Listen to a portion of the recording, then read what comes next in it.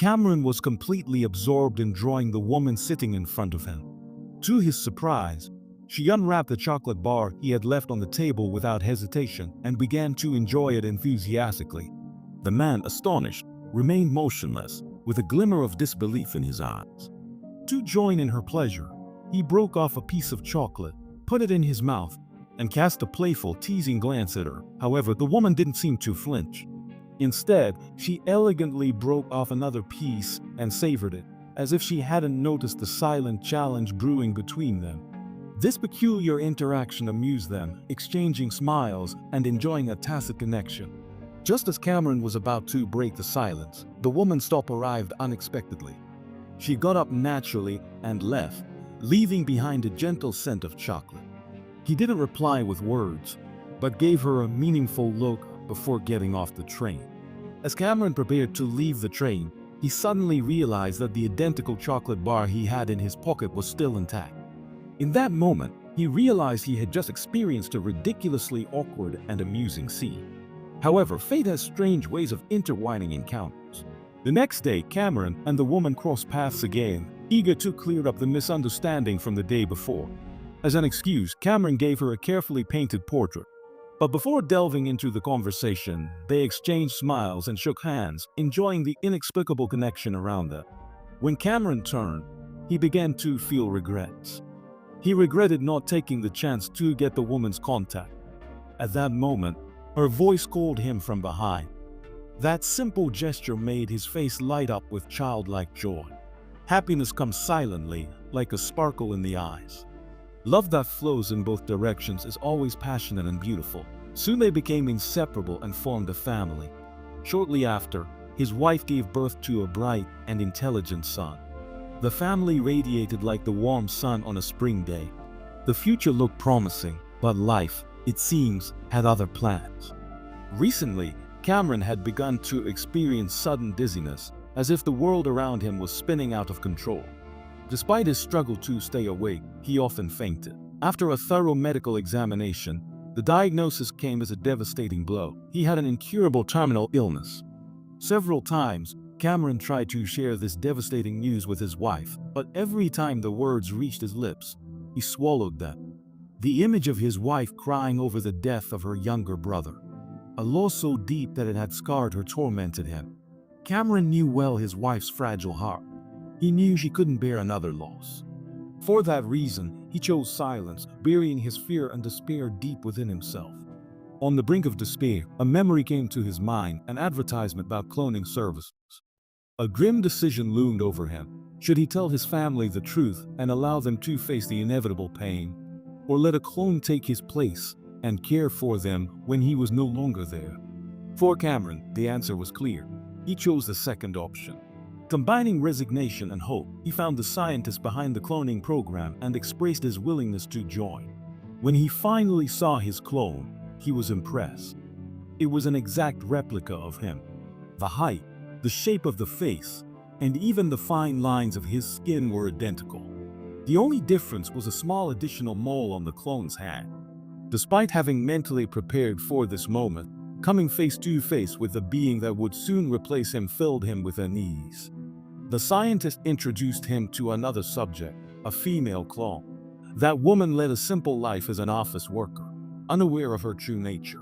What really moved Cameron was observing her tender relationship with her young daughter. The clone mother showered her daughter with genuine love. For Cameron, those moments were like golden wheat fields under the sun, comforting and hopeful, giving him hope that his own wife and son would live an equally happy life with the clone. When Cameron returned home and looked at his charming and intelligent son and his gentle wife, he smiled kindly. However, that warm and happy scene pierced him like a thorn. He began to doubt his choice, questioning whether he should abandon his wife and son or allow another Cameron to continue that love in his place. When he decided, he told his wife he'd travel for a few days, uttering her not to worry. In reality, he was emotionally distancing himself from his family to proceed with the cloning process.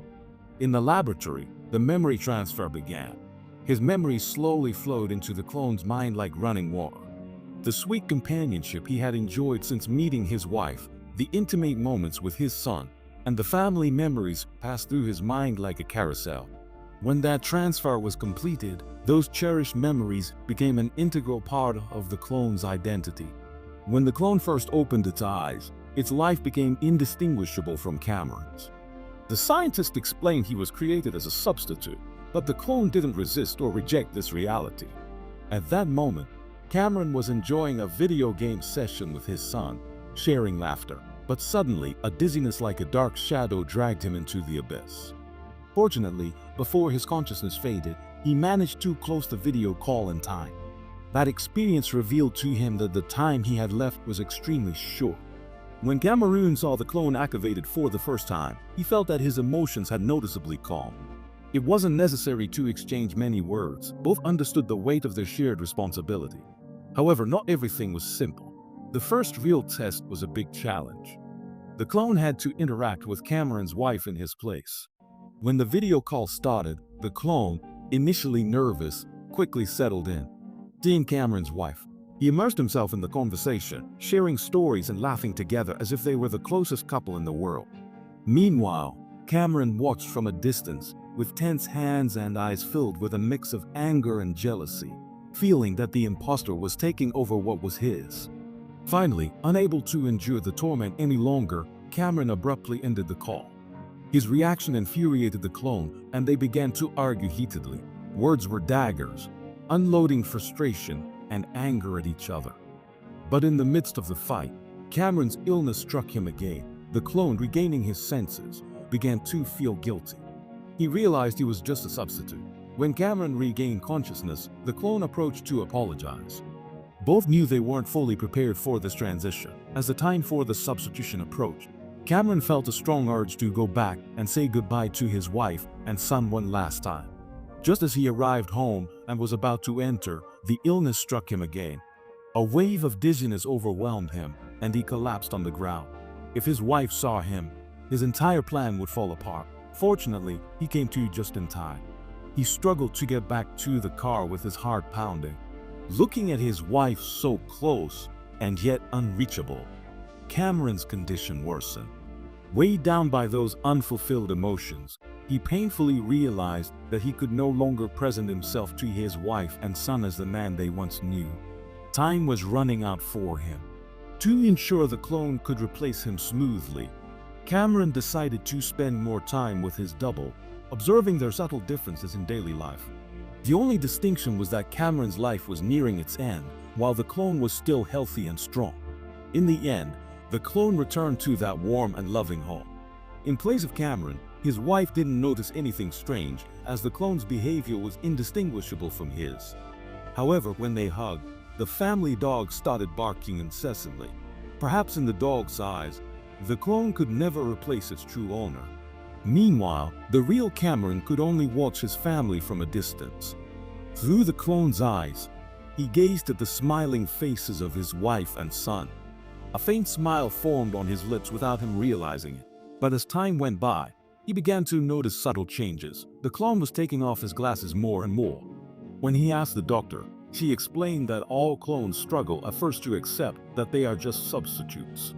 Removing the glasses is part of the process, but it also means the clone is starting to integrate into his new life. He chose to endure, sacrificing his feelings for his well-being. Yet, the underlying discomfort was always there. One night, it manifested as a terrifying nightmare. In his dream, he saw the clone raising his hand against his wife. Furious, he woke up drenched in sweat, deeply moved and unable to calm down. He decided to escape the lab and secretly visit his family. During the trip, he wrestled with his emotions, questioning how to manage his growing fear and pain. When he got home, he hesitated to approach his wife and son. He feared that if he and the clone appeared together, all his careful plans would fall apart. Cameron stealthily entered the study.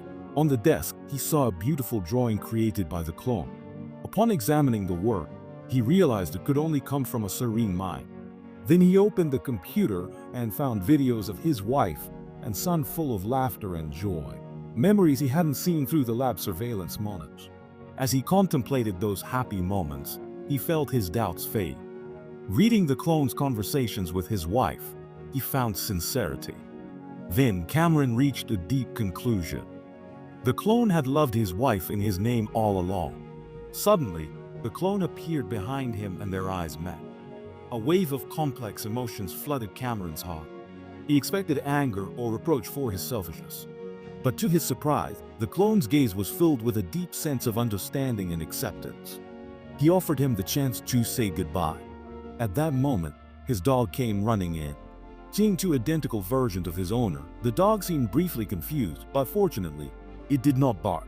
After exchanging clothes with the clone, Cameron tiptoed into his son's room. He gently woke the sleeping child, and together they went to the living room to share snacks. The clone watched silently from a distance, with a heart full of compassion for Cameron. What seemed like simple everyday moments were unattainable treasures for him. The child enjoyed the joy of the moment, unaware it was his father's last goodbye. Cameron looked intently at his son's face, his eyes filled with love and sadness. He knew he wouldn't be there to watch him grow up, attend his graduation, or celebrate his wedding. After saying goodbye to his son, Cameron headed to the bedroom to see his wife. He hugged her tightly, pouring all his love and longing into that last moment of closeness. Feeling something unusual, his wife didn't ask for answers but gently reassured him that everything would be fine. Cameron asked if she was satisfied with her life, and she nodded firmly. He felt relieved and, for the first time in a long time, truly smiled. His eyes were filled with deep affection as he looked at her. He wished time would stop at that moment, recalling the memories of their life together like a silent movie in his mind. He detested that his love for her would fade with the wind and that he couldn't be with her until the end. However, he was glad that he wouldn't have to see his wife expressing her pain, because not only would a clone take his place, but that person would maintain the happiness of his. Before leaving, Cameron solemnly handed the clone a meaningful ring. This gesture symbolized his trust in that other version of himself. Without saying more, he knew that the clone would love and protect his family with all his being, just as he would. They shook hands, parting and reconciling, completely withdrawing from each other's lives. Shortly after, the doctor informed Cameron that the clone's memories as a substitute had been completely erased. Cameron didn't feel much emotion upon hearing this, as it was exactly the result he desired. To his surprise, the doctor said the clone left him a gift before erasing his memory, a recording about love, about his wife's genuine feelings for him. "What are you doing?" his wife asked. "Uncutting things," he replied. "Really, Pete? What? Look me in the eyes and say you love me. What are you doing? Just come on. I need to hear it." "Okay. I love you, Cameron Tanner. I've always loved you and always will." He knew that his wife loved him deeply, that this feeling was unique and eternal, and that no one could take that love away from him. A few days later, on a remote island, Cameron reached the end of his life. In his final moments, he left behind the most romantic lie. He had sent an angel to continue loving his family. It is said that a swan sings its most beautiful song before it dies, a touching and determined farewell. Perhaps that is why the movie is titled The Swan Song. This story sings of determination, sacrifice, and the power of love. The concept of cloning challenges our understanding of life and its limits. But when we confront the inevitability of leaving, would we be willing to let a clone take care of those we love? Now, choose one of these videos. Give them a chance. It might become your